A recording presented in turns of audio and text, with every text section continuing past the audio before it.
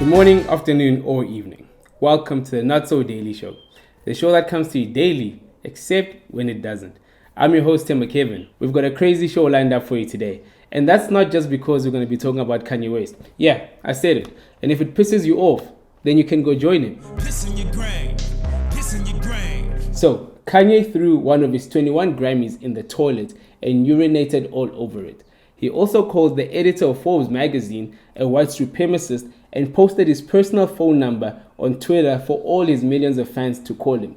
And then he spent hours screenshotting every single page of what he calls his 10 contracts with Universal Music and posted every single page on Twitter.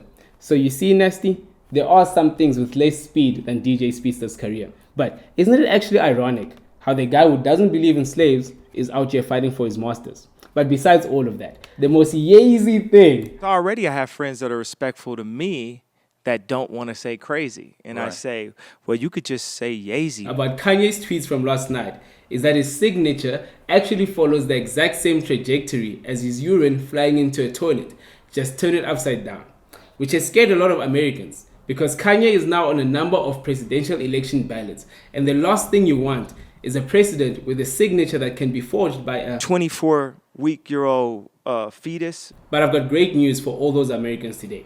Because as crazy as 2020 has been, Kanye being president is not going to happen right now. And that's because we haven't had our crazy rapper president just yet. And I know most people think it's the other way around. But when it comes to serious issues, America is actually South Africa's copycat. I mean, just think about it. We had apartheid. Now they're having apartheid with white police brutally shooting black people. We had our first black president in Nelson Mandela. They had their first black president in Barack Obama. We had our Jacob Zuma. Now they've got their Jacob Zuma. And now that we've got load shedding. It is dark out there, and here's the reason why. Cal ISO has declared a stage 3 emergency until midnight this evening, which means rolling blackouts. But add South Pasadena to that rolling power outage to other cities like Simi Valley and Beverly Hills. Which means that Steve Harvey doesn't even have to worry about writing new jokes because Family Feud America is going to look a little like this next year. Name a reason why you would light a candle. Sadiqa. Load shedding.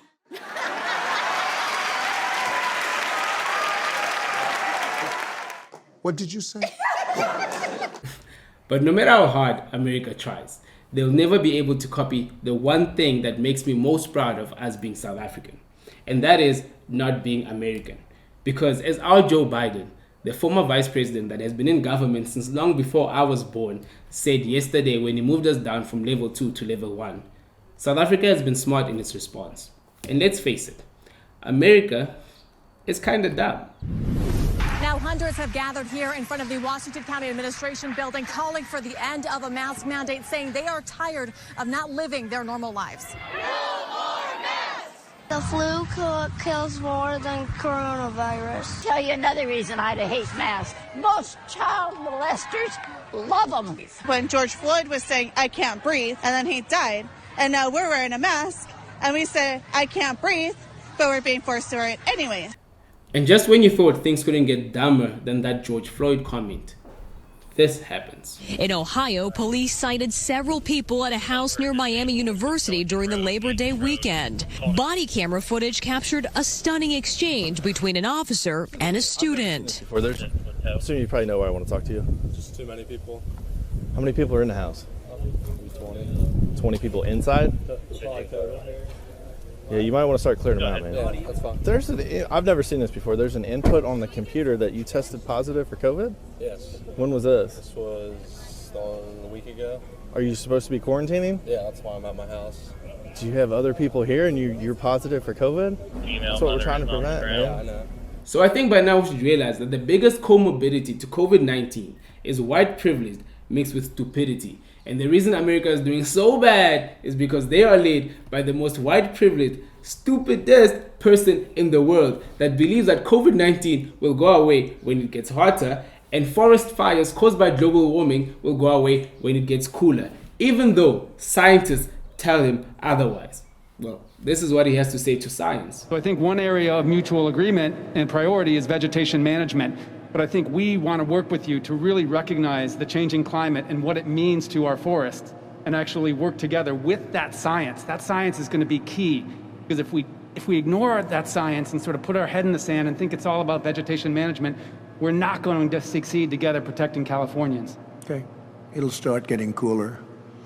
You just watch. I wish science agreed with you. Hey, well, I don't think science knows, actually. And speaking of confusing weather logic, like the Summer Awards taking place in winter and not nominating Jerusalem, the president decided to end off his speech last night by urging all South Africans to take part in the Jerusalem Challenge to celebrate Heritage Day next week. And to that, all I have to say is, Mr. President, you're not obliged to. Wanitwa mus.